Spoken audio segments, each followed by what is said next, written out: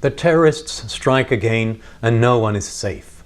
They don't just threaten our lives, they threaten our societies. It is time for us to strike back with all possible means without restraint.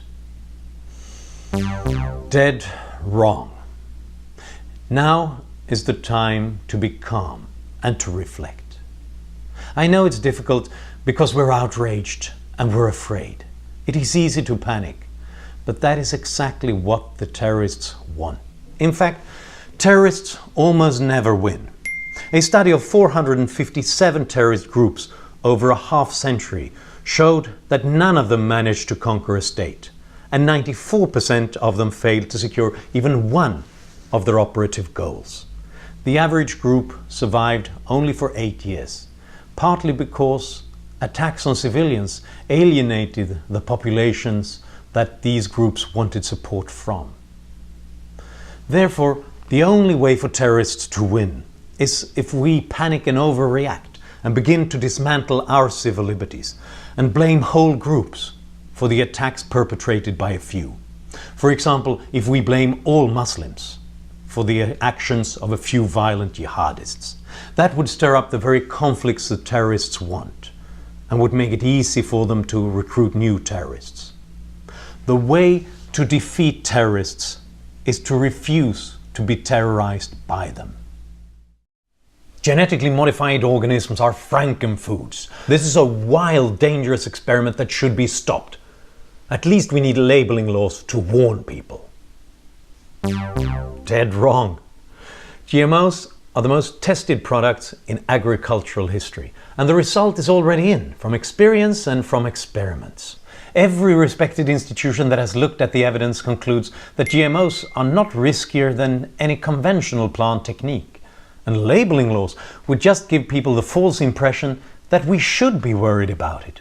It would be like forcing companies to suddenly put labels on anything that includes ingredients that have been frozen or produced using artificial fertilizer.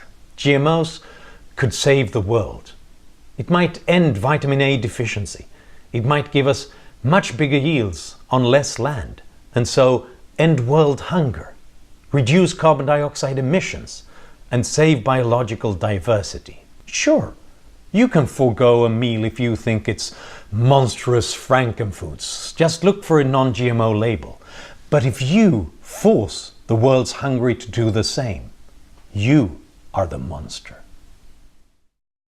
For years, the demand for low-skilled workers has been declining, and their wages have stagnated. Therefore, we need higher minimum wages to help them. Dead wrong. Minimum wage laws actually forces us to discriminate against people who have low skills. When the price of something rises, what do? Buy less of it, right? Well, when the price of workers rises, employers hire fewer workers. If demand for low-skilled workers has been reduced, you can help them by improving their skills, but not by banning them from working for the money employers are willing to pay. Now, economists cannot always document a correlation between minimum wages and unemployment. But that's because small increases, when times are good, only imitates what the markets would have done anyway. But much bigger minimum wage hikes are disastrous. If you think that increasing the minimum wage to $15 an hour helps people, well, why don't we increase it to $30 an hour or $100 an hour? Yes, making ends meet with a minimum wage jobs is hard, but it's even harder without one. When Mexico sends its people, they're not sending their best. They're sending people with lots of problems. They're bringing drugs, they're bringing crime, they're rapists. Wrong, wrong, wrong. In fact, Mexican immigrants are not more criminal than natives, but less. Mexican immigrant men aged 18 to 39 are less than half as likely to be incarcerated as native-born males. So it's not strange that crime levels in the United States have plummeted while immigration has surged. Of the 10 safest cities in the United States, 7 have very large Hispanic immigrant populations. Mexico doesn't decide which individuals to send. Immigrants self-select. And while they may not be the best according to Donald Trump, they are the most ambitious. And that's why they're overrepresented in one statistic, the one on labor market participation. They want to improve their lives, and they want to work hard. Sure, immigrants turn to crime more in some countries, but that happens to be the countries that do what Donald Trump wants to do, the countries that discriminates against them and doesn't allow them to work. Isn't there something wrong with our modern individualistic culture? We all want more choices and more wealth, but then we get overwhelmed by all those choices, and more money doesn't contribute to our well-being because GDP cannot buy happiness. Dead wrong. It only looks like money has a diminishing effect on happiness because we look at dollars and cents, and another dollar when we already have much doesn't change our lives. When we look at proportional changes, we see another picture. Each doubling of per capita income is associated with a near 1-point increase in happiness on a 10-point scale. GDP per capita is strongly correlated to average happiness. Surveys since 1981 show that self-reported well-being has increased in 45 out of 52 countries. And the researchers say that this is because of economic development, more tolerance, and more freedom to choose.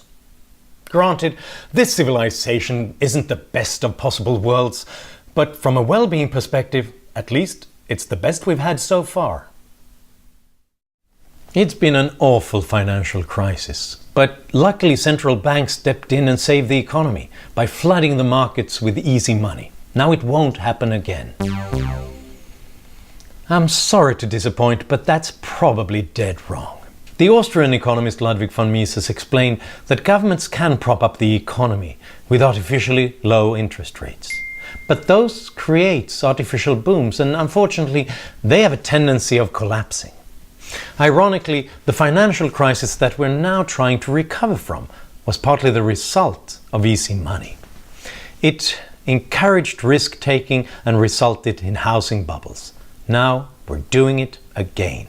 It punishes savers and rewards borrowers. It makes the markets much more risky by making safe income streams less rewarding and encourages people to take excessive risk to get any return on their capital. Even the Bank for International Settlements, the central bank's central bank, now warns that easy money inflates new bubbles in emerging markets, in real estates, in exotic securities, in government debt. Let's hope that this time is different, just like we hoped the last time. Free trade means that we buy the cheapest goods available, no matter how it's produced, even if it's produced by the cheapest labor, children. So you consume and another child suffers. Luckily, that's dead wrong. Think about your parents, or think about your children. What would ever make anyone put their children to work? Desperate need, probably. They put their children to work only if the families cannot survive without it. The moment they get by without it, they remove the children from the workforce. And when does that happen? Well, when there are better jobs and more trading opportunities for the adults. Research from countries like India and Vietnam show that as these countries opened up their economies, the extent of child labor was drastically reduced. The more a country engages in international trade, the smaller the extent of child labor.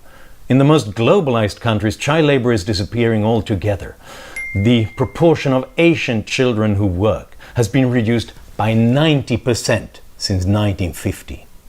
So you consume, and another child can go to school in the morning rather than to work. We are warming our planet with greenhouse gases, and that changes everything. We have to take drastic measures to dismantle industrial capitalism if we are to have any chance of survival. Dead and dangerously wrong. The biggest environmental threats are still the traditional ones, like a lack of clean water and sanitation. And indoor air pollution kills one person every 10th second. Since They have to prepare food on open fires indoors because they don't have electricity or gas stoves. More wealth saves these lives. Sure, it also creates new environmental problems, but has within it the means to take care of those problems as well. If we have an annual economic growth rate of 2% per capita, then in 100 years from now we will be 8 times richer. The kind of resources and the science and technology we would then have at our disposal would make it possible to do things now seen as unimaginable, from using totally clean energy sources and adapting to warming, to removing carbon dioxide from the atmosphere. Sure, we should reduce greenhouse gases, but if our climate policies hurt our ability to create more wealth and bring power to the world's poor, then we are ridding the patient of the disease, but only by killing him. Those who hope for a swift end to Cuban communism should be careful so that they don't throw out the baby with the bathwater, literally. Cuban infant mortality is famously low, lower even than in the United States. Not quite. This is an interesting example of how naive we often are when dealing with dictatorships. They want to give the impression that they can give people something that freedom can't. And many take their word for it, including the United Nations. But for starters, infant mortality was very low before the revolution was even a glint in Fidel Castro's eye, about a third of what it was in Spain at the time. How could they continue to make it go down even further? Well, by using smoke and mirrors. It turns out that late fetal deaths are abnormally high on Cuba, about 5 times higher than in countries like Spain and Sweden. So the regime systematically put infant deaths in the column of late fetal deaths, a column that no one bothers to look at. Adjusted for this, infant mortality is twice as high. But of course, Cubans who say this are jailed. So, how can poor dictatorships consistently present impressive health data? Not having a free press helps. In rich countries, we buy more, we travel anywhere, and the planet pays the price. It's obvious that the richer we get, the more we damage the environment. Dead wrong. In the United States, the 6 leading air pollutants have been cut by more than 2/3 since 1980. London and New York are no longer the planet's most polluted places. Today, cities like Beijing and New Delhi are, because wealth is a major determinant of environmental sustainability. Because wealth gives you greener options. If you're poor, you might have to choose between your children's future and keeping a river clean, and that's not much of a choice. But wealth makes it possible to do both, and it gives you the technological tools to do it. Keeping the poor poor is not a way of saving the planet. It's a way of blocking their progress to a better and a cleaner future. As Indira Gandhi put it, poverty is the worst polluter. Trade is war. All against all, dog eat dog. Just look at the size of the trade deficit. Or look at the iPhone. Even that is now made in China. They're killing us on trade. Dead wrong. China can export so much because it imports a lot. And all of the valuable ideas, technologies and components that go into their export has been imported from other countries. An iPhone assembled in China and bought by an American adds perhaps $600 to the trade deficit. But only 20 of those dollars really go to China. Almost all of it go to workers and programmers, designers, marketers and tax authorities in the US and other Western countries. If you count only the specific value added by a country to their exports, the figures in China are about the same as those in America. Trade is not war.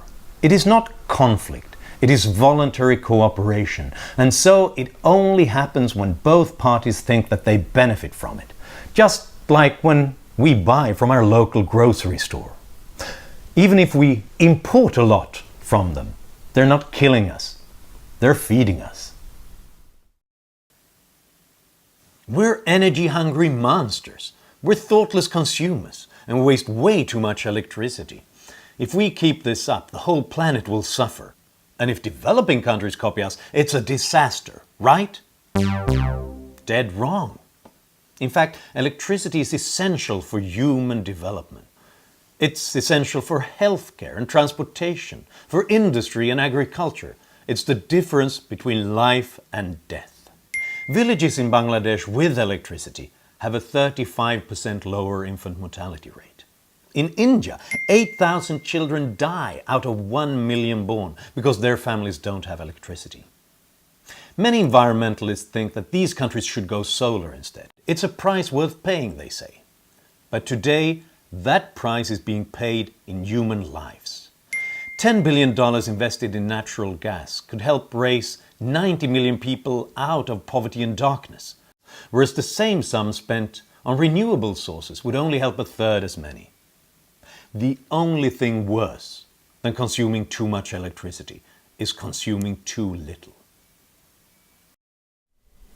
We stop ex-convicts from reoffending by getting them a job, so we need laws that ban employers from inquiring about criminal histories. It's especially important for African Americans who are 5 times more likely to go to jail. Well-intended, but with dangerous unintended consequences. In fact, areas that introduce such laws have since seen proportionally fewer jobs for African Americans than those that did not. Why? Well, researchers tested this and sent out 15,000 fictitious job applications. Before such laws were introduced, white job seekers got 7% more callbacks than black job seekers. After such laws were passed, white job seekers got 45% more callbacks. Apparently, the more information employers get, the better it is for minorities. When information about applicants are withheld from employers, they act on generalizations and racial stereotypes. One study showed that when employers were stopped from checking credit records of applicants, they reduced the hiring of blacks by up to 1/6. These laws are well intended, but as Vikram Seth put it, God save us from people who mean well. NAFTA is the worst trade deal in history, and combined with China's entrance into the World Trade Organization, it has wiped out our manufacturing sector. Dead wrong.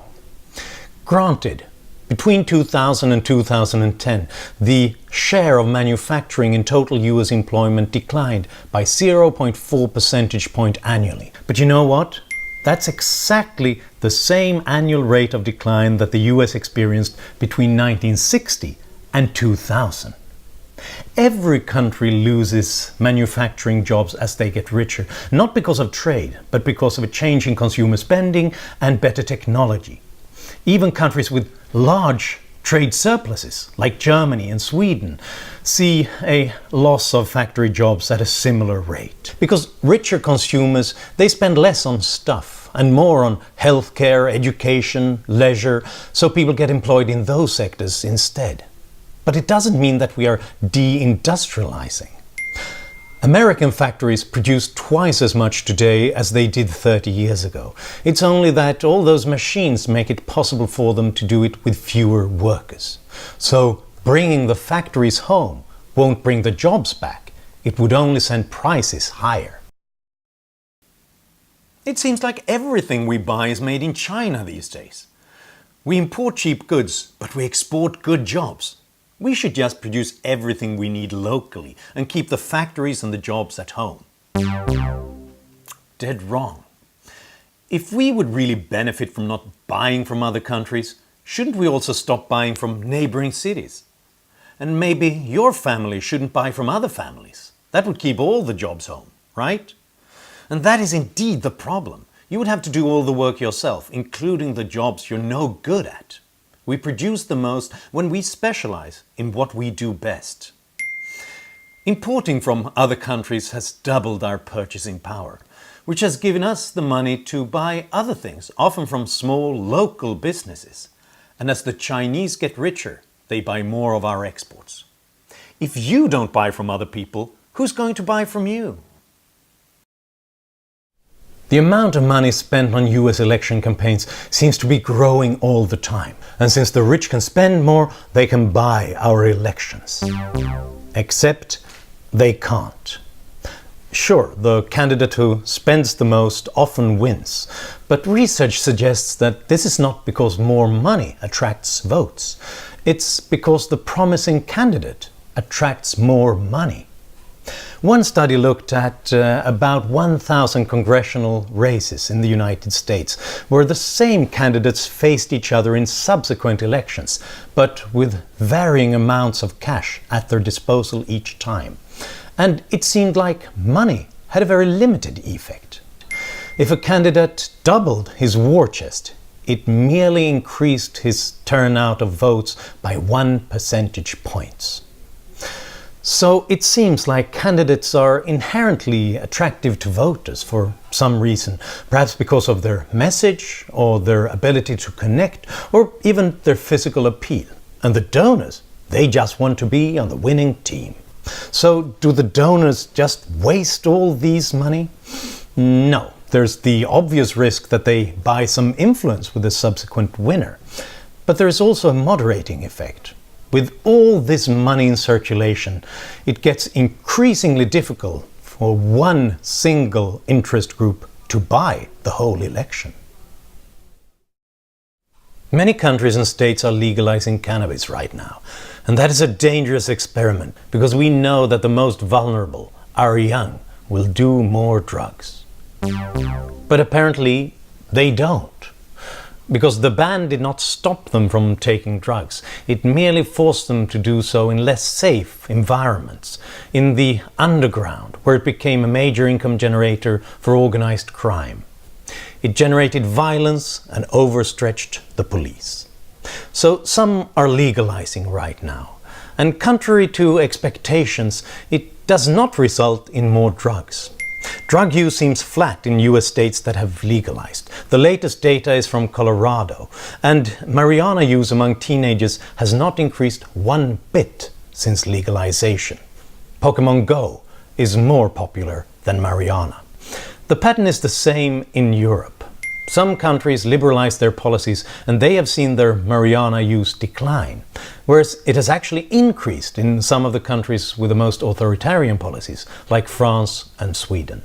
So we started a war on drugs, and the drugs won. We all lost. Perhaps it's time to start to think of peace.